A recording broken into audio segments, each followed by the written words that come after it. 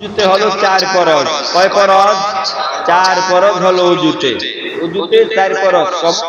সমস্ত মুখমণ্ডল উত্তম ভাবে ভালো করে ধুত করা, পানি নিয়ে একেবারে সুন্দর মতন কপালের ললা, কানের লতি, থুতনির নিচ পর্যন্ত পানি পৌঁছানো, ভালো করে পানি পৌঁছে দেওয়া।